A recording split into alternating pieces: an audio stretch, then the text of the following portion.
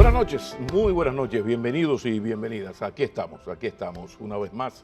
Esto es Makini desde Color Visión para ustedes. Él es uno de los intelectuales mejor amueblados del país, un alto nombre de eso que llaman derecho constitucional. Entonces es todo un placer recibir aquí a Eduardo Jorge Prats. Mi respeto, señor. Bienvenido. Buenas, Pablo, un placer estar contigo y acompañarte como estas jornadas tan vistas todas las semanas. ¿La familia está bien? Gracias al ¿La Señor. salud está bien? Con Dios. Bueno, hablemos ahora de derecho, ahora se puede. Habemos ley de extinción de dominio, ya fue aprobada, promulgada, aplausos, bien. ¿Cuál es la lectura que da Eduardo Jorge Prats a esa ya ley de extinción de dominio? Y si aquellas anotaciones que se hizo de la irretroactividad, esas cosas realmente se corrigieron. Definitivamente que la ley fue mejorada sustancialmente en su tránsito por la Cámara de Diputados y toda la sociedad ha aplaudido y reconocido ese esfuerzo que hicieron los diputados bajo la égida del presidente de la Cámara, Alfredo Pacheco, de lograr un consenso para esas modificaciones sustanciales. Es decir, que la ley que ha sido promulgada y publicada es una ley mucho mejor que la que se discutió en los últimos 2 años y que recibió tantas objeciones por parte de la comunidad de juristas. Podrán subsistir algunos elementos, eventualmente esos elementos se impugnarán en cualquier proceso a nivel de cualquier juez que tiene un control constitucional o quizás incluso a nivel del propio Tribunal Constitucional, pero lo cierto es que esa ley está vigente y dentro de 12 meses surte todos sus efectos. En el interín, pues, ¿Por qué dentro de 12 meses? porque tiene lo que llaman una vacatio legis, ¿Qué es para eso? que una vacación legislativa para que se pueda adaptar, crear la oficina que va a administrar los bienes. Fíjate que ahora en Colombia el presidente Petro ha dicho que esos bienes que fueron dilapidados en su pasada administración, en la pasada administración, ahora van a ser administrados por un nuevo ente para que se ceda a las comunidades indígenas, a la colectividad, etcétera. O sea, es todo un problema. Estamos hablando allá de más de 8.500 inmuebles que han sido objeto de extinción de dominio en Colombia. De manera que se está creando esa oficina. Lógicamente el Ministerio Público puede iniciar investigaciones que no serán públicas sino hasta dentro de 12 meses y es el deber de las empresas y las personas adecuarse a estos preceptos para poder probar en su momento la licitud de sus adquisiciones. Pero me llamó la atención que han hablado de que se va a investigar de 20 años para acá. Eso no... Bueno, ¿Y la irretroactividad? lo cierto es que... ¿Cómo es eso? No lo entendí. Y mira, es el abogado del Estado. Sí, Pablo. Fue el abogado del Estado quien lo dijo. Lo cierto es que la ley se le eliminó el artículo que señalaba que iba a tener efectos para el pasado. Pero la aplicación de la ley en el tiempo no depende de la propia ley. La aplicación de la ley en el tiempo depende de la teoría de aplicación de la ley en el tiempo. Tómate tu tiempo y explica despacito. Es decir, una ley puede decir, yo entro en vigor en 12 meses, como lo dice esta, con una vacatio legis, o un periodo de adaptación como tuvo el Código Procesal Penal. Pero cómo se aplica la ley en el tiempo es una cuestión de teoría general del derecho. Y hay una gran división de la doctrina. ¿Por qué? Porque una parte importante de la doctrina entiende que las leyes se aplican para el porvenir, pero son de efecto inmediato. Por lo tanto, todas las mujeres, aún las que se casaron antes del 14 de diciembre de 1940, cuando adquirieron la plenitud de derechos, gozan de derechos, y otra corriente que entiende que solamente gozarían de derechos las que se casaron después del 14 de diciembre de 1940. De manera pues que cuando el abogado Jorge Luis Polanco señala que se van a abrir esos procesos, bueno, él está haciendo una interpretación de la ley, de cómo se va a aplicar la ley.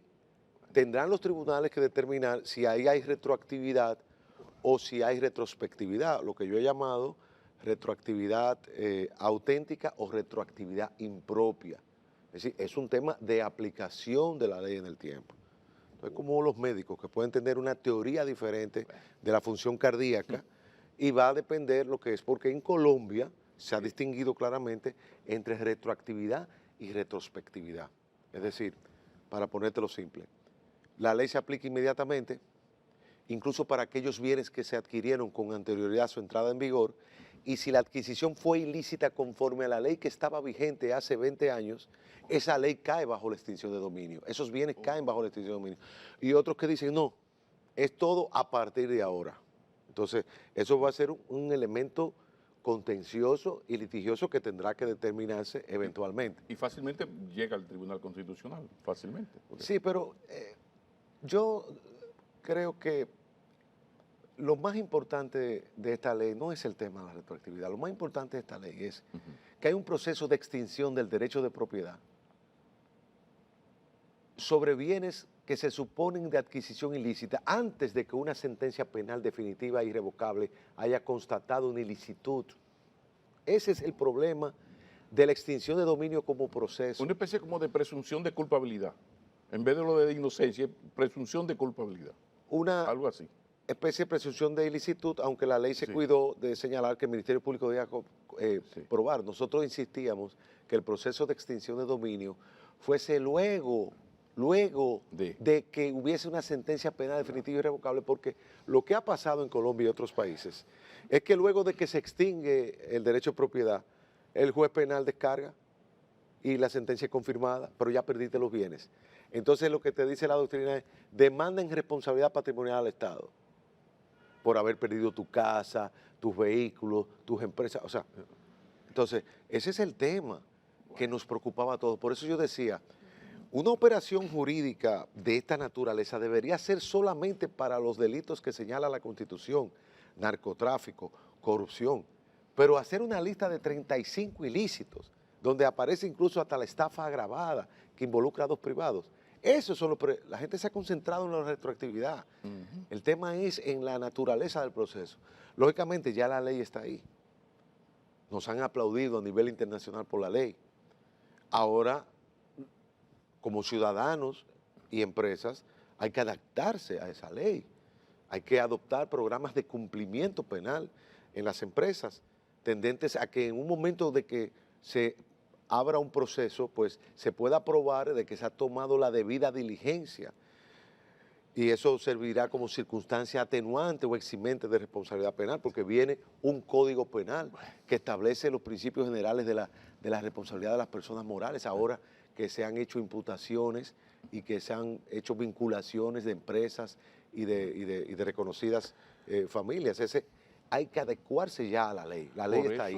Por eso es que los que no somos abogados repetimos mucho aquello de que entre abogados te veas, porque estas discusiones entre ustedes son terribles, son terribles. Pero hablemos de la salud del sistema de administración de justicia, eso que uno llama que es la justicia. ¿Cómo ha avanzado, retrocedido, se ha fortalecido, debilitado el sistema de justicia de la República Dominicana?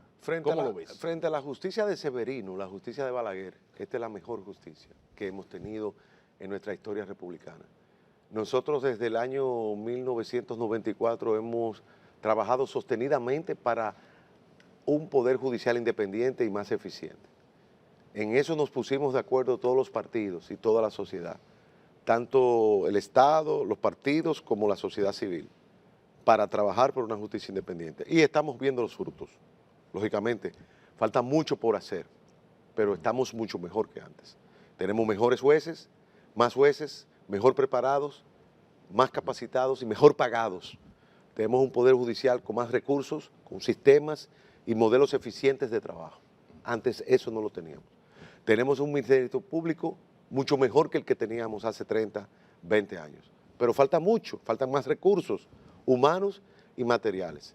Y hay que siempre trabajar para que la justicia no caiga en la tentación del populismo penal, lo que ahora llaman el lawfare, el uso de la justicia con fines políticos, la persecución política disfrazada de persecución judicial.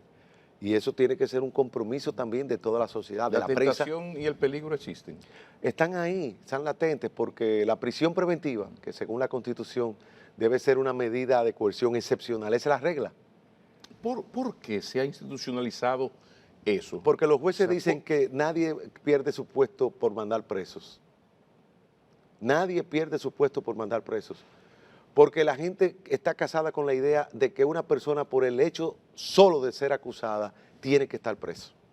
Pero y entonces, sencillamente el ajá. que tiene que estar preso preventivamente es aquel que presenta peligro de fuga. Sí, pero eso está muy bien escrito. El problema es que en la práctica eso se ha como institucionalizado y está muy claro, pero se sigue haciendo así. No, Exacto. porque ¿Por el qué? dominicano no concibe que nadie puede esperar en su casa que lo condenen Sí, pero entonces definitivamente. eso te lleva a lo del populismo jurídico. ¿Hasta qué punto la presión mediática está haciendo que ese juez, como ya las redes sociales condenaron a este señor, bueno, mientras tantamente, como decía un diputado amigo nuestro, mientras tantamente, entonces, bueno, vamos a mandarlo preso. No, Mira, pero espérate. para entender lo que es el populismo penal Ajá. y lo que es el sistema penal, Sí.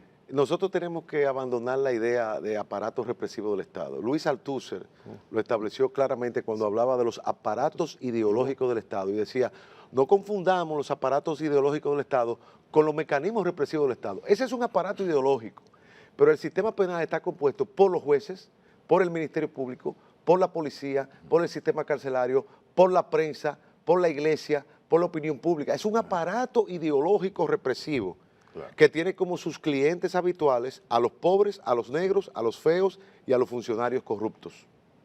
Y ahora también a los empresarios que se presumen corruptos. Entonces lo que estamos viviendo es una cacería de brujas. El aparato ideológico del Estado, sistema penal, no es solamente el fiscal y el juez. Pero ¿cómo se explica que ocurra eso si eso está tan bien escrito, tan bien detallado, que si no representa peligro, si no interfiere en la investigación, O sea, ¿por qué? ¿Por qué? Porque precisamente cuando prima una cultura autoritaria, por más liberales que sean las leyes. En la práctica, claro, la ley se distorsiona. Y entonces viene el sinembarguismo judicial, que es peor que el sinvergüencismo judicial. Exacto. Porque el juez sinvergüenza es el juez corrupto, pero el juez sinembarguista es el que comienza motivando su sentencia, considerando que la Constitución establece todo un catálogo de derechos fundamentales en el cual la libertad ocupa el sol del universo de las libertades humanas, considerando que la República Dominicana es un Estado social y democrático de derecho, considerando que la libertad es la regla y la prisión es la excepción. Sin embargo, en este caso hay peligro de fuga. Ese es el juez sinvergüenza, es el juez más peligroso. Porque el juez sinvergüenza, tú sabes que es un juez corrupto, sí, pero el sinvergüenza ese es el que te distorsiona. Claro. La palabra del Señor, te distorsiona la letra de la ley y te hace una ponderación incluso donde no se debe ponderar. Y la Constitución prohíbe la tortura, sin embargo, jalarle las uñas no es tortura. La Constitución proscribe la pena de muerte, pero si yo le echo veneno, eso no es pena de muerte. Pero Dios mío, son reglas, el plazo razonable, cuánto dura el proceso. Tú no puedes, bajo ninguna fórmula retórica e interpretativa y argumentativa, extender los procesos más allá del plazo que señala la ley. Pues vamos a una pausa y cuando retornemos a ver qué se puede hacer o comenzar a hacer para ir desmontando esa cultura jurídica que se parece mucho a nuestras perversiones en términos políticos a partir de nuestra cultura política. Pero contigo hay que entrarle a lo de la cultura jurídica. Después de la pausa. Ya regresamos. Eduardo Jorge Prats, ¿cómo comenzar a desmontar esta cultura jurídica nuestra y sus perversiones?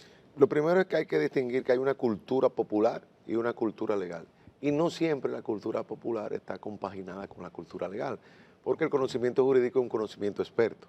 Okay. Por ejemplo, la presunción de inocencia no es asumida popularmente con todas las consecuencias como la asume un abogado. Pero creo que el camino, primero es el camino de la academia, el camino de la divulgación. La prensa juega un rol importantísimo en la educación ciudadana. Y a veces no ayudamos como deberíamos. Claro, lo cierto es que una democracia necesita ciudadanos que crean en la democracia, ciudadanos democráticos. Un Estado de Derecho necesita personas que crean en los derechos y garantías. A mis estudiantes yo siempre les digo, los derechos se piensan en primera persona. Si tú quieres saber en qué consiste el principio de favorabilidad, que es un principio de interpretación, Si tú estás preso en la cárcel, ¿qué te conviene más? ¿Pasar 48 horas preso sin ir a juez o pasar 24 horas? El principio de favorabilidad dice que si hay dos normas, una que establece 48 y otra que establece 24, se debe aplicar la más favorable. Claro. Si tú estás preso, ¿cuál es la más favorable? Pasar 24 horas. Pues eso es la favorabilidad. Por eso es que siempre hay que ponerse en las sandalias de quien le están vulnerando las garantías. Y eso yo creo que va a ser el cambio fundamental. Por eso yo digo que lo mejor es mandar a los jueces a una pasantía de 6 meses a La Victoria y 6 meses a Najayo, para que sepan a dónde que mandan. Porque las cárceles, por más cárceles modelo que sean, son fábricas de delincuentes. Lo decía Lloyd Wakant, fábrica de delincuentes. Y dirigida por mafias de delincuentes. Claro. Que es lo peor todavía, impunemente. Cuando tú ves Najayo, tú ves miles de jóvenes, hombres y mujeres, que realmente lo que son, están presos por sus circunstancias, están atrapados en una red, y eso, lógicamente, hay que trabajar contra la criminalidad organizada, contra la violencia intrafamiliar, que se aborda desde un conjunto de perspectivas que no solo jurídicas. Pero yo creo que los dominicanos cada día son más sensibles. Hoy ya hay una comunidad jurídica, unos jóvenes juristas que ya han sido formados en los nuevos valores de la democracia. Eduardo, tú no eres solo un pensador de la ciencia jurídica, sino un intelectual de la democracia y un hombre muy defensor del sistema democrático y sus luces. Hay una gran preocupación fuera del país y en el país en los últimos años, meses, por lo que es el futuro de la democracia dominicana a partir de lo que se está dando, de una especie de que caiga el que caiga, en el sentido de que todos los periodistas somos corruptos, sicarios mediáticos, todos los empresarios son evasores delincuentes, por supuesto todos los políticos son corruptos, y de repente tú dices, bueno, ¿y con cuáles bueyes vamos a arar? Porque nos hemos desacreditado todos si esto sigue así. ¿Qué se puede hacer para preservar nuestro sistema democrático y frenar un poco este movimiento, insisto, que son los movimientos que generan el antipolítico, el famoso outsider que viene a arreglarlo y en verdad lo pervierte todo? ¿Qué podemos hacer como sociedad? Mira, una de las notas distintivas de la República Dominicana es el de caracterizarse por tener un sistema político cuya mayor bondad y cuya gran belleza es el de tener partidos fuertes, que todavía hoy, incluso con un incremento de la desafección política, siguen convocando con entusiasmo la adherencia de militantes y seguidores. Eso nos evita el camino que ha seguido Perú, Ecuador, otros países, Venezuela, en donde ha habido un descalabro de los partidos tradicionales. No por casualidad tenemos dos partidos, como lo fue durante mucho tiempo el PRD, hoy heredero el PRM, como lo es el PLD, que fueron fruto de un gran creador de partidos, Juan Bosch, que vio el modelo del APRA en Perú, que hizo un partido policlasista, como diría Otto Kirchheimer, atrápalo todo, como el PRD, y luego hizo un partido que él decía, yo soy marxista pero no leninista. Mentira, Bosch era leninista porque hizo un partido de centralismo democrático, claro, como es el PLD, que luego se adecuó a la masificación, a las primarias abiertas y demás. Que es un concepto muy leninista, entonces, no marxista.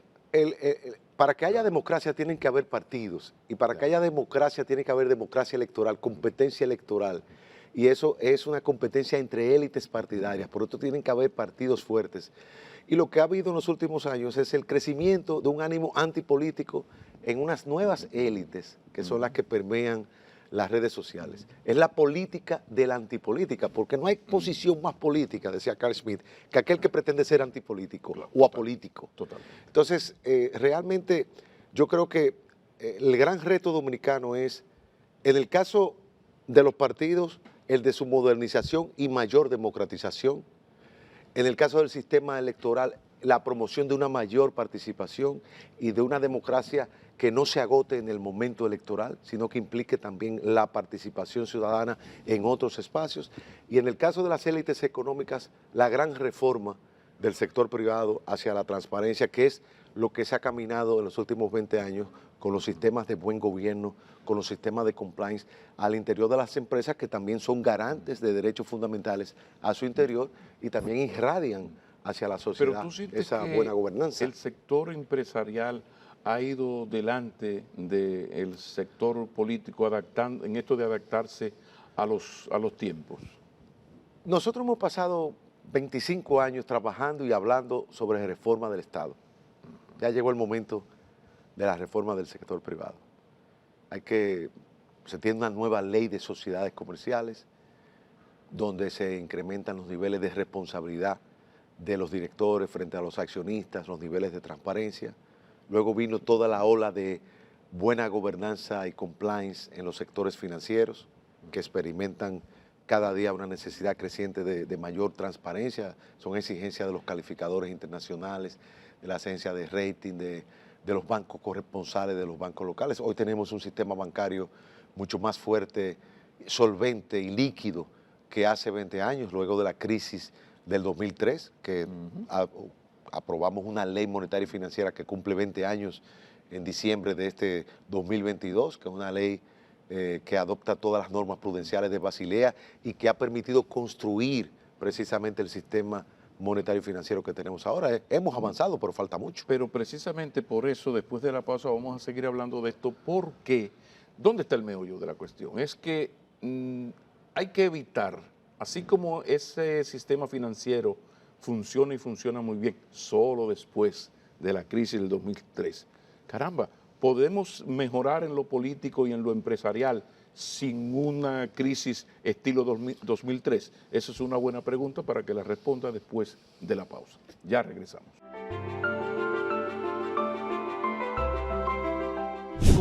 ¿Cómo hacer para avanzar en lo político, en lo empresarial, sector público, sector privado, sin tener que padecer un banit del Bancrédito? Yo pienso que la inauguración del gobierno del presidente Luis Abinader creó grandes expectativas de que podíamos enfrentar la crisis de la pandemia, que podíamos relanzar nuestro modelo de desarrollo con las asociaciones público-privadas. Y eso yo creo que es uno de los elementos que marcan los primeros 2 años del gobierno del presidente Abinader. Sin embargo, en algunos sectores minoritarios pero intensos de nuestra sociedad, se ha instaurado un sentimiento, un ánimo anti-burgués, anti-empresarial. Y yo pienso que lo más importante es que sepamos que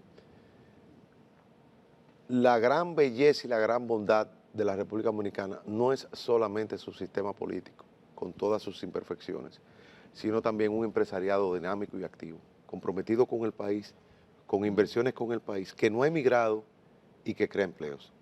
Creo que el gran problema de la República Dominicana es que el modelo económico que tenemos no genera los suficientes empleos formales y dignos. Más de 3 millones de personas, de dominicanos, son trabajadores cuentapropistas o trabajadores informales. Es importante incorporar esos millones de dominicanos al sistema de seguridad social, pero sobre todo hay que fomentar y promover a la micro, pequeña y mediana empresa para que siga creando empleos y para que puedan contribuir a la competitividad del país en la región. ¿Y por qué es tan difícil avanzar en ese sentido si incluso se tiene una estrategia nacional de desarrollo que puntualiza todas estas cosas? Se tiene el informe Atalí, que también te dice dónde está el meollo, tenemos un problema de confianza entre sectores, pero cuando vemos está lo de la informalidad de la economía, que está ahí, y el problema de la generación de empleo. O sea, los problemas están ahí. También está lo del pacto fiscal, que voy, que vengo, que una amenaza que sí, que no. ¿Por qué cuesta tanto avanzar si ya se tiene todo esto por escrito ahí? Lo primero es que somos una democracia. Es decir, no hay la posibilidad de establecer a lo Putin, esto es lo que va. Entonces se necesita un consenso. Pero cuando se crea la desconfianza entre los actores políticos, cuando algunos sectores se sienten perseguidos o cuando hay una lógica de que el adversario político es mi enemigo, entonces se imposibilita ese diálogo. Entonces yo pienso que ahora el empresariado que está pasando a una segunda y tercera generación. Recuérdate que la transición del autoritarismo a la democracia se produce tras la muerte de Trujillo, con todo un nuevo empresariado que crea el primer banco privado, la primera asociación de ahorro, la primera asociación para el desarrollo, en este caso de Santiago, la primera universidad privada. Y ahora estamos viviendo lo que es la segunda y tercera generación empresarial.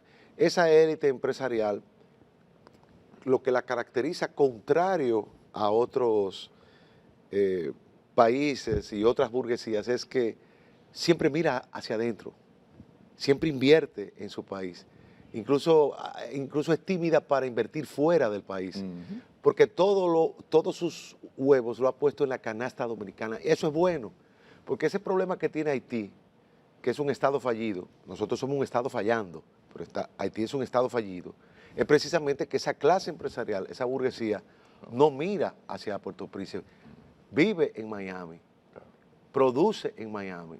Es una burguesía rentista. Ese no es el caso. Nuestra burguesía cree en el país. Cree en el país. Y hay más de un grupo que hasta públicamente lo han dicho. Nuestros grandes, bueno, lo digo, el grupo Corripio lo dice públicamente. Nuestros grandes avances han sido que en las grandes crisis del país nosotros decimos, no, yo estoy aquí, vamos arriba. Entonces, ese gran activo, Pablo, que tiene la República Dominicana, sí, que es lo que hace que la gran mayoría de los dominicanos, más que proletarios, queramos ser propietarios, es ese espíritu empresarial que se ve en ese dominicano en Brooklyn, en Manhattan, en Madrid, que recién llegado ya tiene su pequeño negocio, ya está trabajando y ya está siendo exitoso, ya está mandando remesas. Ese modelo es muy propio de los dominicanos. Pero también es muy propio de los dominicanos el no reconocer nuestros méritos, porque yo salgo del país y a mí me felicitan y me hablan de nuestro sector turístico y me recuerdan nuestra estabilidad política. Y nos hablan de nuestra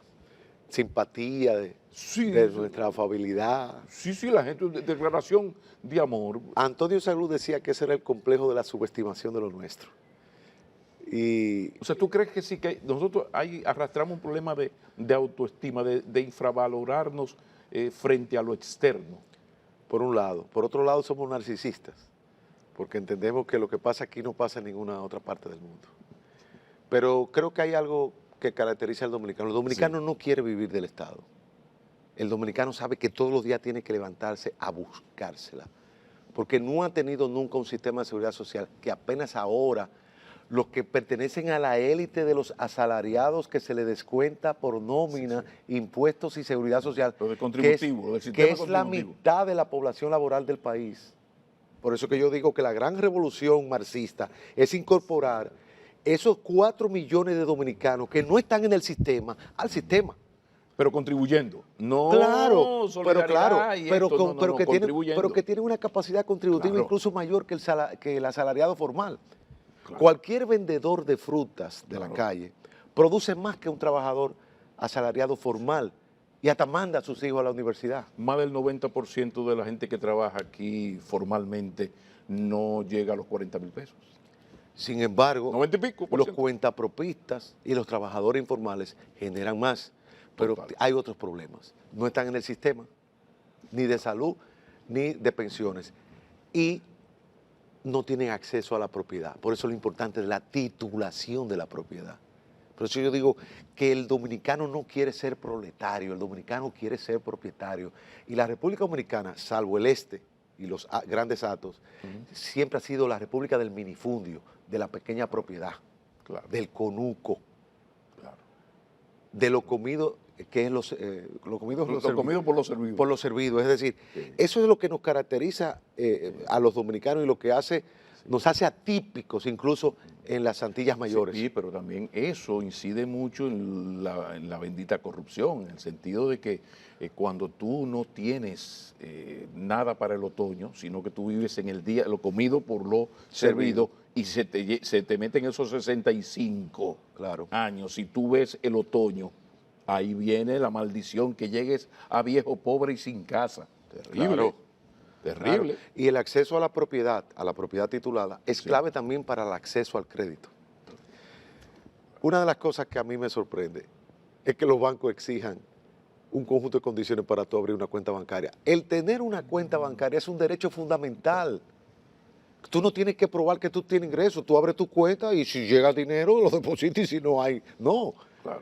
Entonces, digamos, tenemos también que trabajar por la bancarización, porque la bancarización contribuye al cobro impositivo y a la formalidad. Exacto. Y tenemos que ir a un sistema donde paguemos todos, pero paguemos menos. Y lo que más tengamos, paguemos más. Pero hay que mover a la gente a la formalidad. La gente tiene que ver qué yo gano con la formalidad. ¿Qué tú ganas? El acceso a la propiedad, el acceso al crédito, el incentivo fiscal para el primer empleo. Claro. Es decir, es hacer a todos los dominicanos y dominicanas compromisarios.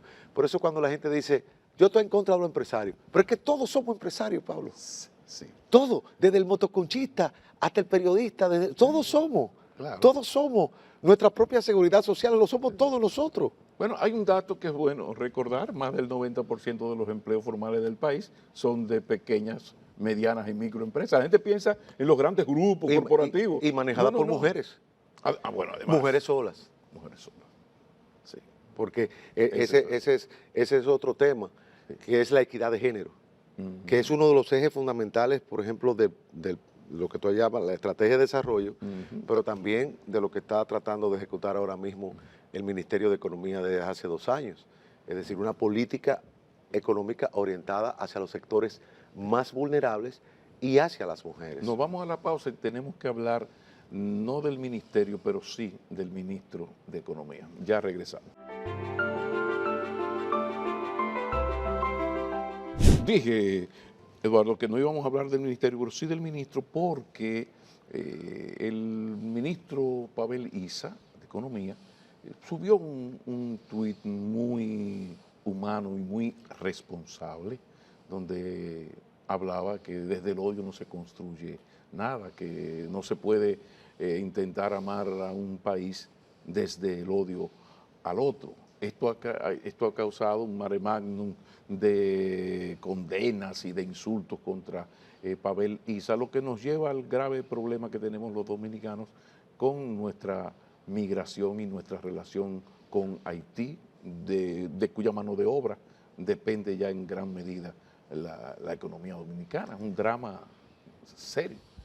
Mira, lo primero es que a un país de emigrantes no le luce el odio anti-inmigrantes. Es decir, nuestro mayor producto de exportación son los seres humanos que van a Puerto Rico, Estados Unidos, España, a buscar un mejor destino. Y eso pasa también con los haitianos que cruzan para acá. Ahora, la responsabilidad del control migratorio no es una responsabilidad de los haitianos, es una responsabilidad de nuestras autoridades aduaneras, migratorias. ¿Y qué tiene que ocurrir para que los gobiernos nuestros apliquen la ley, el Código Laboral y la ley de migración, entre otras? Porque esto se va agravando, hay una dependencia. Imagínate un país cuyo proletariado es en gran medida extranjero e indocumentado, en situación irregular. Y ya las cosas se están agravando cada vez más. Porque ya decía que es Haití un estado fallido. O sea, no es un inmigrante cualquiera. Pero si es un estado fallido, el estado de nosotros no puede seguir fallando en su deber de controlar la frontera, porque ahí no hay estado. Preservar la frontera y deportar a los inmigrantes en situación de ilegalidad es un deber de las autoridades dominicanas. Pero no se hace, y cuando se hace de manera salvaje y respetando los protocolos internacionales de convenios que ha firmado el país. Eso se puede hacer, eso se puede hacer perfectamente de modo ordenado. Pero hay algo más. Haití es una oportunidad para la República Dominicana. ¿Nuestro gran mercado? De desarrollo. Es nuestro segundo país comprador, después de Estados Unidos. Claro. Entonces, nosotros lo que tenemos que hacer es un zipper, una frontera de desarrollo, como lo ha hecho Fernando Capellán, que ha hecho empresas en el territorio haitiano que actúan como un muro de contención, empleando miles de haitianos que se quedan allá. Y los dominicanos nos quedamos acá exportando mercancías, servicios profesionales, técnicos, a las empresas haitianas. Porque uno de los problemas de la frontera es que está deshabitada. ¿Y por qué nuestro Estado, nuestros gobiernos del pasado y del presente no reproducen el modelo Fernando Capellán, a quien envío un saludo fraterno, con mucho respeto y admiración desde aquí, porque yo creo son que 20 Fernando Capellán en la frontera que necesitamos. Claro, nosotros necesitamos 20 Fernando Capellán en la frontera, pero necesitamos también un compromiso del Estado y de la sociedad y de todos los partidos. Hay que quitarle el discurso de Haití a los sectores cavernarios del país, a los sectores cavernícolas. Vamos a tomar, ¿qué dominicano serio quiere una inmigración ilegal para acá? ¿Qué dominicano serio quiere que se destruya nuestra nacionalidad? Nadie quiere eso. Lo que nosotros queremos es control migratorio, lo que nosotros queremos es desarrollo fronterizo. ¿Pero por qué los gobiernos se niegan a poner orden? Teorizan, uno teoriza más que el otro, pero todos a la hora de la verdad huyen. Pero lo primero es comenzar una gran investigación sobre las mafias y las bandas que se dedican al tráfico de personas. Bueno, es que hay una actitud de rechazo a cerrarle el paso a esas mafias cívico-militares. Sí, pero, entonces, uno no entiende. Pero eso no es Haití que está impidiendo eso. Eso es un problema de nosotros, que no lo hacemos. Haití lo que nos manda gente para acá.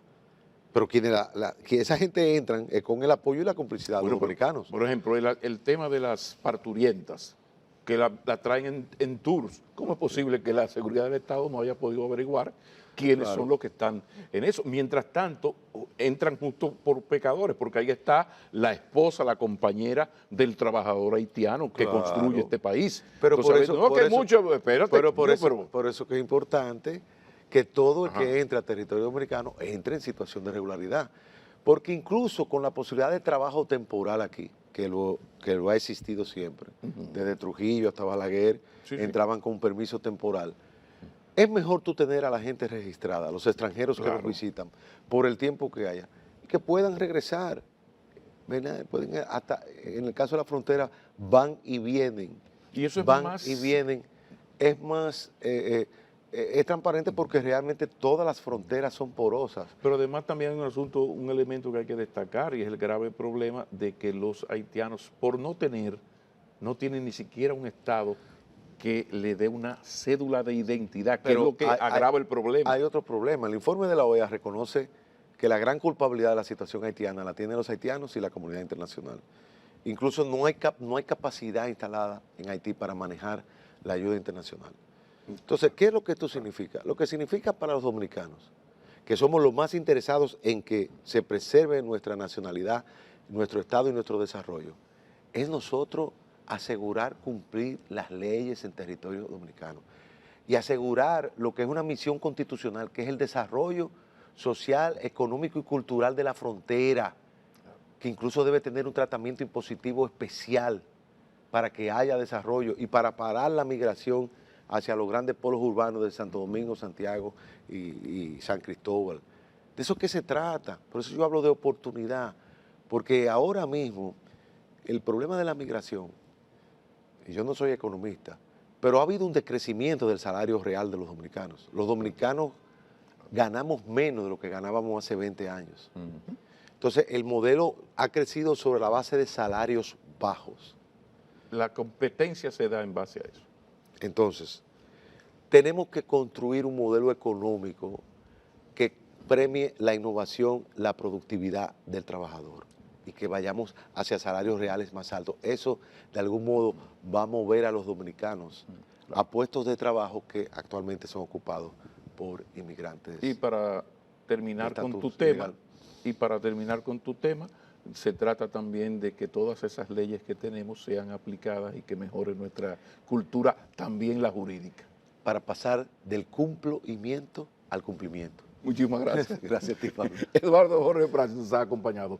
Feliz fin de semana. Pásenla bien. Si es en familia, mucho mejor. Sean felices.